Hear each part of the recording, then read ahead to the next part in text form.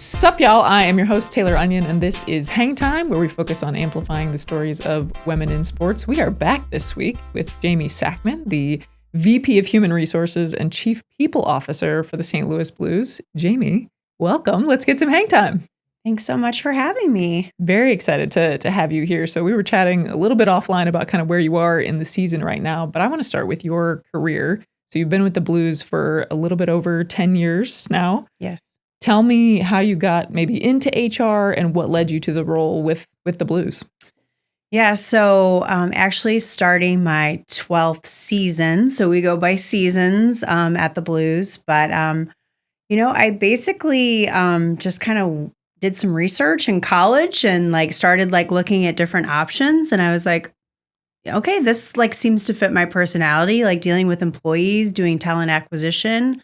And then it had a little bit of analyzing information. And so I just thought, okay, this would be great for me to do. So I actually started my career in healthcare. So the first 10, probably 12 years of my career was spent in healthcare. Okay. So I had no intention of ever working in professional sports. So I actually owned my own consulting company after I did the 12, 13 years in healthcare. I started a consulting company. My husband didn't think I worked enough. So he was basically like, okay, it's time to get a full-time job and work for a company. Mm. And so that's when the Blues opening popped up, and I actually applied for the position. And Chris Zimmerman had just started in June of 2014. And so I actually didn't know about him. I didn't know who he was, but I came in, I interviewed, and was hired for the position.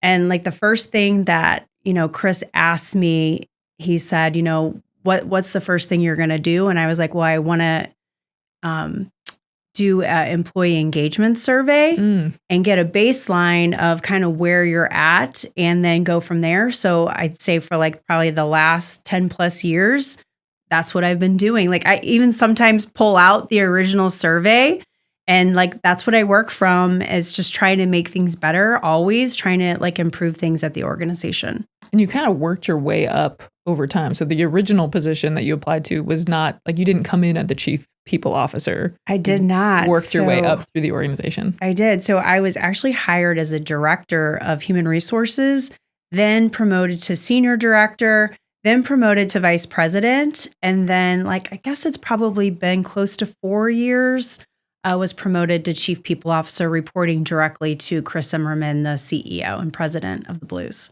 So you mentioned the employee engagement survey that you lean on that pretty regularly. Are you able to share how that maybe informs some of the strategy that you put in place for HR with the Blues? Yeah. So, when I got there, it was interesting. Lots of papers everywhere. There was really no technology.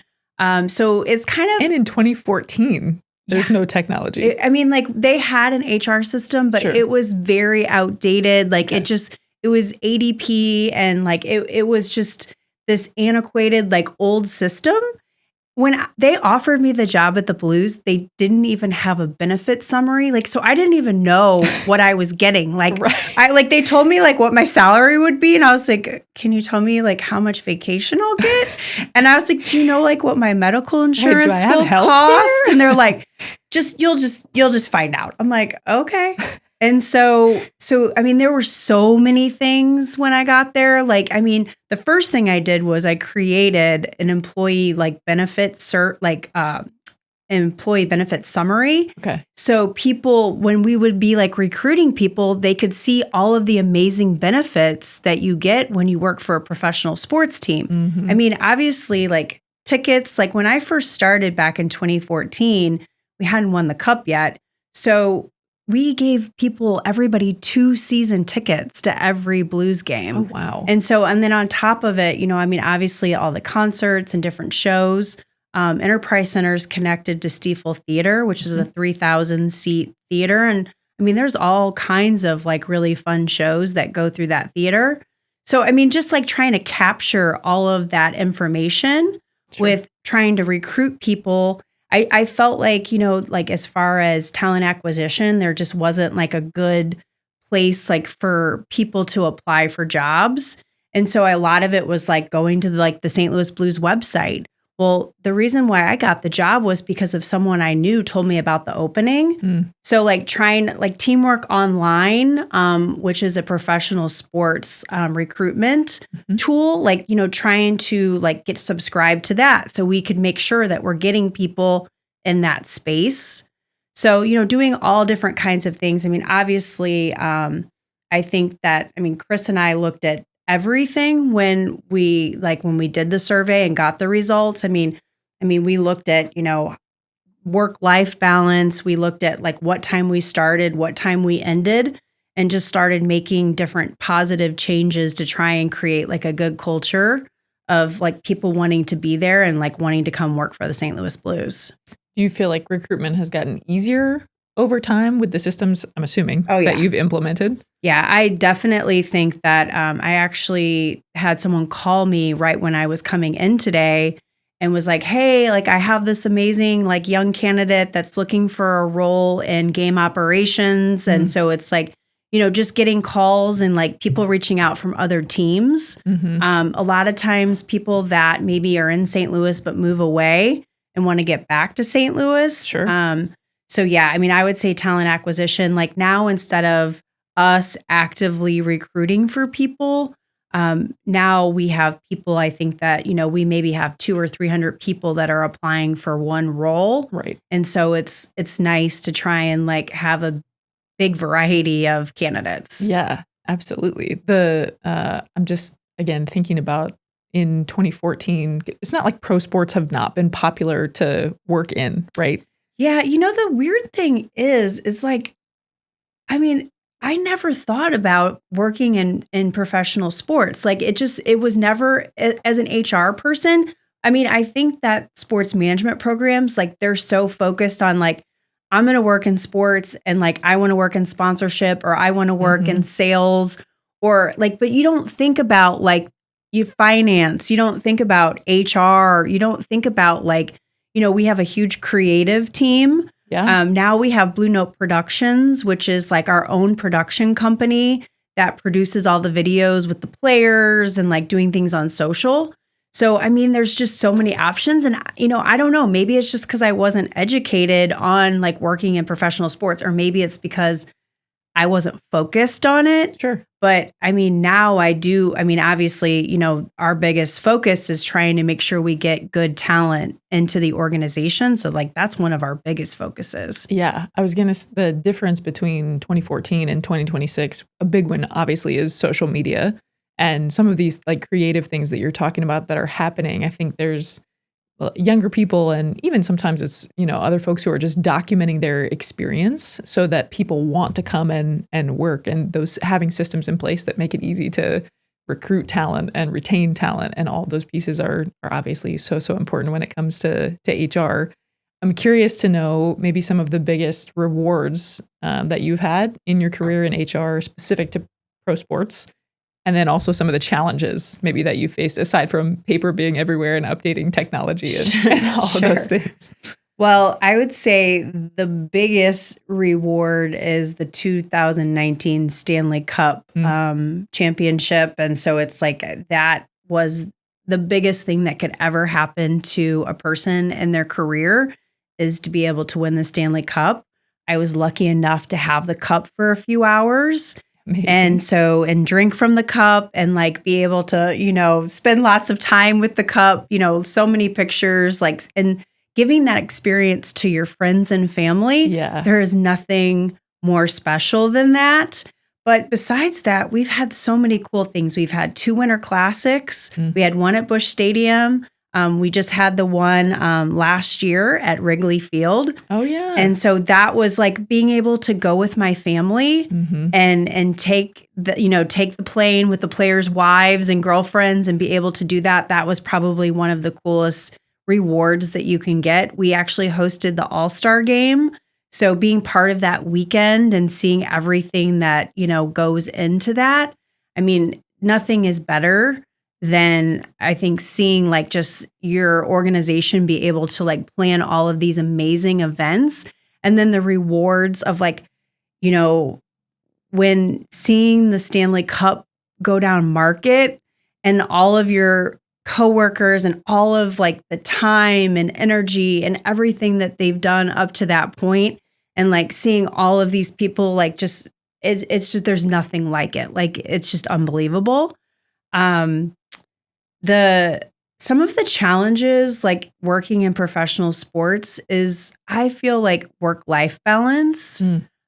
So it's a profession that requires a lot of nights, weekends, holidays.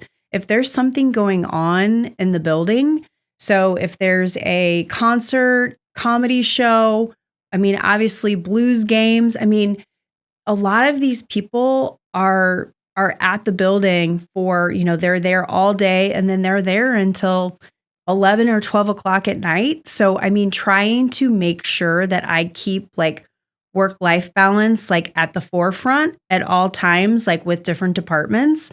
That's probably like the biggest challenge is like trying to get everybody on the same page. So it's like, hey, if that person just worked 24 hours, like, maybe giving them the next day off. And so like making sure that like, every department is making sure that that happens. Mm-hmm. And sometimes it's not always feasible because maybe there's back to back to back to back. Right. And so, that's the part, I think, the grind mm-hmm. and like just making sure that these people get like the rest that they deserve and that they need. I mean, a lot of them are working so hard. I know that like we're getting ready to head into the Olympic break. Mm-hmm. And so like making sure that, those employees like, take some time, like maybe they go travel. The summers obviously are a big, part of like just making sure that like you take the time that you need when the building's dark. But that's the hard part is that this is not like a 9-to-5 job. Right. This is a job that requires a lot of grit, and it's a job that requires just a lot of time away from your family. Mm-hmm. And so, those are the things just like I'm always making sure like that, just checking in and making sure that like we are in fact, we say that like we're a great place to work and that we're a fun environment and like, but making sure we're backing it up by doing some of the things and making sure people get the time they need. Yeah, absolutely. That's such a, maybe the untold or undertold aspect of working in sports is the hours and the grind and all of those pieces. In your role as chief people officer, I'm curious to know, like, presumably you have kind of a touch on all aspects of the organization. Are the Blues separate from Stiefel, even though that's connected, or Enterprise Center, or are you focused within the Blues organization? Is Enterprise involved? The Enterprise Center employees involved with that? Are the Stiefel employees involved with that? Or what does your, I guess, overview? How far does it reach? How far is your umbrella covering? So my role actually encompasses all of the companies. Okay. So I oversee Stiefel Theater, Enterprise Center, and the St. Louis Blues. Okay. So I actually am involved in all of the entities. Some people focus just like on the St. Louis Blues, but there's different departments that actually like almost kind of like shared resources. Sure. So it's like if Stiefel has a problem, if Stiefel has a general liability claim, like we are involved, like my department, like we are handling it. We're dealing with the claim or whatever. So it's like, yeah, we are definitely involved with all of the entities across the board, which is another unique aspect of sports. I would say people don't, if they think, oh, you work for the Blues, then you work for the Blues. But there's these other things, of course, that are built into that. We talked a little bit about some of the things you focused on from an organizational kind of culture standpoint with the survey. I'm curious to know over time, now that you've been here 12 years and you've worked in HR for a number of years, even beyond that, what have you seen maybe HR as a field? How has that evolved? And then within the professional sports industry and with the Blues, how has it evolved since you got started? Well, I think obviously technology has evolved so much in the HR field, but one thing in professional sports, or I really should just say the NHL, when I first started in 2014 and there were NHL meetings, HR was not even invited or included in the meetings. And so, What? yes. That's crazy. And so, I mean, it was crazy. So have seen that evolve like through the years. So now we are not only invited to the NHL meetings, but we actually spend an entire day on the front end talking and sharing best practices with like the other teams. But we also usually are brought in with the CEOs. So, some sort of kind of learning activity together. So just seeing like where we were in 2014 to where we are today, like just, I feel like the seat at the table has truly changed. Back when I was hired as a director of HR, versus like, now like being kind of like the confidant to the CEO and, being able to, share with him, information and like, it's like I keep him updated. Like, we meet like every other week and share best practices and like sharing information that's going on at other teams. One thing that is really nice in the HR community of at least like the NHL, we're really close with our other teams. So we actually have a call every month, and there's usually about 12 to 14 teams that participate, but we're sharing best practices. And so it's like if somebody has created something in HR that you don't have to recreate it because, hey, I'll share it with you. It's like, hey, how many days of PTO do you guys give? Like, just making sure that like you always have a check and balance because you're like comparing yourself to the other teams. And the fact that people are so eager to share. And so like being able to learn and grow from all of your peers has really just been like the best experience. Like I didn't have that in healthcare. I mean, yeah, like you could go to a SHRM conference and you could learn about all these different aspects of human resources, but to like truly like have like a bond with all of my peers, I'm cheering for them. Like if we don't make the playoffs, I'm cheering for all of my friends that I've worked with for like the last 10 years. And, I want them to win the cup. I want them to experience what I was able to experience. I've had a few of my good friends that have won. And so like helping them with like rings and like, celebrations and like, this is what we did and this is how we did it. So, I mean, like, and then also going through COVID with some of these people, like the bonds that we have created, like, I mean, like I consider them some of my closest friends. I was actually in Nashville over the weekend. And so the head of HR came to brunch with like me and my family. Nice. So we could hang out and we could catch up. So, I mean, like those are the kinds of relationships that you make. And like, I'm so thankful to like be part of something so special. That I think is, from my perspective, one of the coolest things and one of the coolest ways that the sports industry as a whole has evolved in the last decade. I think when I was getting started in my career, it felt like there was a lot of gatekeeping. Like, I'm not going to tell you that's our secret sauce and what we're doing. And the reality is everybody's organization or school or whatever it is so different that even if you get some help or like you said, you don't have to reinvent the wheel, you're still going to make tweaks to have it be specific to the institution or the pro organization that you're working with. So I love to hear that has continued and that's been your experience as well.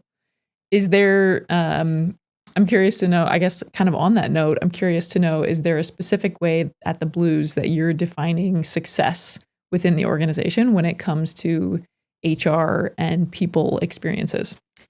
Yeah, so I feel like professional growth, personally and professionally for employees, I think that's number one for success. So we actually are doing a coaching program. So right now we're focusing on the leadership team, which is about 25 employees. but we are engaged with a program that helps like 6 months of, professional development. We're going to actually start a mid-level manager coaching program. So, I mean, those things I think are just so important to the employee's growth and development to help them become a better leader. And sometimes like for success, like if an employee comes to us and they're like, there's no room for me to grow here, or there's nowhere for me to go, maybe that's me reaching out to another team and saying, I have this amazing employee and I think that she would be a rock star in this position. And so that's, and then I know because I have these relationships that person, that's their job. Like, if they don't, do something that like, isn't catastrophic, I mean, like, but like that's the kind of like will and power, the power that we have is to be able to say like, hey, we have this amazing candidate and, she's kind of reached like, her full potential because there's 2 people in front of her. Mm-hmm. And so that's, I think, the most important thing that we can do as an organization is help people grow and develop. And sometimes that's moving on. Mm-hmm. Sometimes that's obviously being promoted within the organization. But I mean, that to me is the best way of having a successful company. You mentioned, I want to, in just a second, I want to move into kind of women in leadership specific to sports, but you mentioned middle managers, and I want to ask about that. I think that is maybe the most forgotten area of probably not just in sports organizations, but in maybe business in general. We see so much focus on entry level and new employees and making sure they're trained and onboarded. We see kind of the same at once you get past that mid-level, because you want to obviously make sure that your C-suite is performing high, right, and performing well. Tell me about maybe where the idea came from for training for middle managers. What does that look like within the Blues organization? Yeah, so we've kind of been focusing on mid-level managers for like the last year. Okay. So we actually created a program where when it's like mid-year reviews or annual reviews, mm-hmm. so we actually do some sort of training to help them. Like, have you ever done a review? Have you ever done a self-review? Like, have you ever reviewed an employee? So it gives all aspects. And then so it gives them like constructive ways to be able to have a good conversation with someone and give them feedback. So it started there. That's kind of like, so with, we actually have a director of talent acquisition and a manager of compensation and benefits. And so those are the 2 that are doing the mid-level, like face-to-face training. And then Biz Library, which is a training and development company, and they're actually based in St. Louis. So we started a partnership with them at the beginning of the season. And so they actually have different training videos, different materials. And so that program kind of came from like meeting with them and me talking about the importance of the mid-level manager and not having them be left behind. And so we've kind of created this brainchild of like, okay, like that's going to be a focus. So we actually are going to I think we're going to start with like 5 employees. Okay. So we're going to have the leadership team nominate 5 different, they'll nominate multiple people, and then we'll pick 5 of those mid-level managers, and they'll go through kind of a program through Biz Library for development. And then Emma and Kyle will lead those conversations with the 5 mid-level managers. Very cool. So yeah, I'm excited. So it hasn't kicked off yet, but it's something that we're going to do here, like I would say probably in the next few weeks. But the mid-level performance review training went really well, just because I think they're hungry for wanting more information and like wanting to do a good job. And if like you've never done a review, I think that it can be intimidating. I think that it can be scary. And especially if you have to provide some sort of constructive feedback to that employee, like if you've never done that before, that can be hard. And so trying to help them through that is really important. Yeah, that has to be, again, when you think about supervising and leading people, the hard conversations are generally not what people think about. And it's probably the biggest chunk of a middle manager's role? Because you're managing both ways. Like you're managing down to the people who you're supervising, you're managing up to the next level. So I'll be eager to hear how that program kicks off and what kind of I guess benefits maybe that you see from it for the middle managers that you're training. Well, and sometimes these middle managers, they could have been friends with the people that they're leading now. And so that makes it even more complicated. Mm-hmm. So making sure that we give them some sort of resource to be able to work through that, I do think is really important. Absolutely. Okay, I mentioned I want to switch gears and go into kind of women in leadership in pro sports. So maybe let's start by just your experience generally as a woman who's you're in a C-suite role within not only a pro sports organization, but a men's pro sports organization. What has that been like for you? My experience has been really good. I think it kind of starts with leadership. And I have an amazing CEO. He is very thoughtful, empathetic. He's just a really good human. And so I think when you have that support at the top, it makes things so much easier. I mean, I honestly feel like, now we've been together, since 2014. Mm. And we've been through a lot of different things in the organization, but I do think when you have the support, I think that it's critical for success for me, for my department, for females in the organization. I think that people see like our relationship and, how easy it is for me to talk to him, communicate with him, support him. So it's like, I think that gives people, females like, okay, like I can get there, like I can do this. And so Chris is very, very supportive of females in sports. So he's probably one of the most supportive people that I've seen as far as, just trying to identify different people in the organization that are female, that are strong performers. There's quite a few. So I feel like it is a great organization to work for if you're a female. It's just, I feel like you're going to get the support.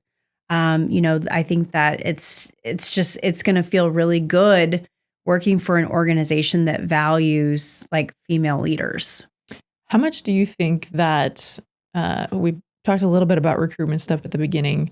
How much do you think for women in sports, kind of this trend we're seeing now, this obviously the growth we've seen on the women's side, specific to the PWHL in the last couple of years, we're seeing massive growth there. The Seattle Kraken, the expansion team, have now the first, I think she was the first female assistant coach. Yes. And Jessica Campbell. And so how much do you think those things play to maybe the level of interest for women who are wanting to work specifically in the NHL or with the Blues? So I actually think it starts in youth. I think that youth hockey is really like becoming very strong for young girls. And so if you start growing the love of hockey at a young age, then all of those little girls are going to want to work in the NHL or work for the St. Louis Blues. So I actually think that it really starts at the youth age. We're seeing like youth, like young girls like tuning in to watch the games or showing up and, watching the games live. And then you're really seeing more females attend games. I brought some girlfriends to a hockey game and, I don't think any of them are big hockey fans, but it was like by the end of the night, they're like, this is the best thing. The sport is just so fast paced and it's so fun. And like the environment at Enterprise Center is so electric that, to me, like it's actually like such a fun thing to do. And it's like, I'm constantly grabbing my girlfriends and going, let's go to a game. Mm-hmm. So I think that you're only going to see more interest from females in hockey. So, and maybe in sports in general, but I think there's nothing better than a live hockey game. Yeah. I'm excited to see for the NHL and for the PWHL both. I'm excited to see the continued growth there. I think we saw with the NFL kind of the Taylor Swift effect and what that has done both for viewership and for interest in the game. I think on the basketball side, obviously the WNBA has grown significantly in terms of viewership in the last couple of years, and now with Unrivaled and some of the different things that are happening. And I think there's a lot of, it feels like to me, a lot of white space in hockey in general for more fan engagement for women and for more viewership and all of those things. So I'm excited to see where it continues to grow.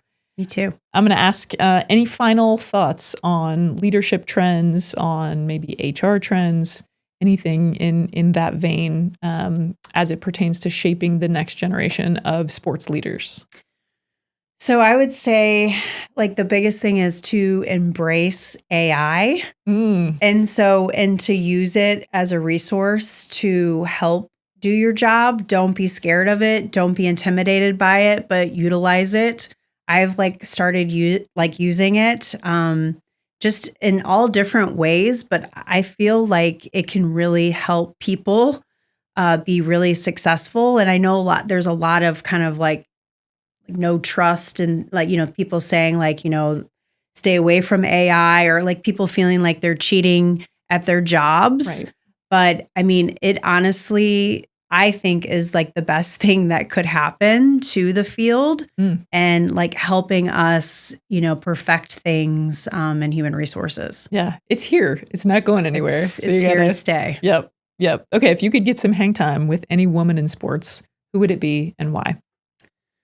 It would be Lindsey Vonn because she is so strong and so fearless, and she just keeps falling down and getting back up. Literally. It broke my heart to see that she was just injured since she was going back to the Olympics at 41 years old. So she gives us old gals, such inspiration, to be able to be skiing like that, so fearless.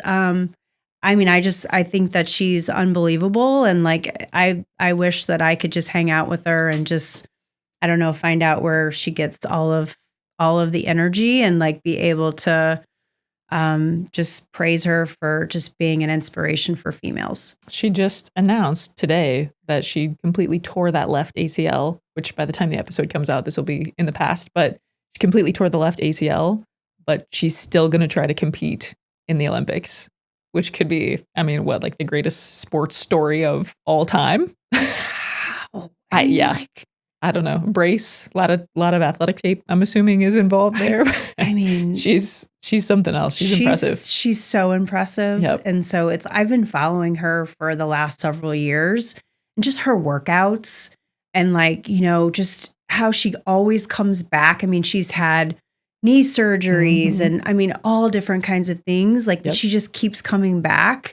And you just, as a female in sports, it's you're never we're not going away. So it's we just keep coming back. We keep showing up and giving it 100%. And I think that if females do that, then they will have the best experience in professional sports. It has been fun to watch. I hope it continues to be fun for her specifically. I think it's this weekend. Again, by the time the episode's out, it'll be in the past, but I hope she does well this weekend. Me too. Okay, where can listeners get involved? Where can they support? Where can they follow you and or the team? Where can they keep up? So if you go to any of our socials, so obviously LinkedIn, you can go to Facebook, you can go to Instagram and follow St. Louis Blues, Enterprise Center, Stiefel Theater. I'm actually on LinkedIn. So Jamie Sackman, I would love to connect with people and help them in their professional development. One thing that we do pride ourselves on is when people reach out to us, especially young people, we try and respond. We try and give them guidance. We try and give them help on how to get into sports. And so myself and my team, we all try and do that. So kind of giving back to being lucky enough to be in sports. Awesome. Well, Jamie, thank you so much for taking the time out of your schedule and on the Olympic break right now to come in and get some hang time. I appreciate it. Thank you. All right, listeners, we will see you back in a couple of weeks. Until then, you can follow along at HangTimeP0D on all socials or check us out at hangtimep0d.com. We'll see you next time.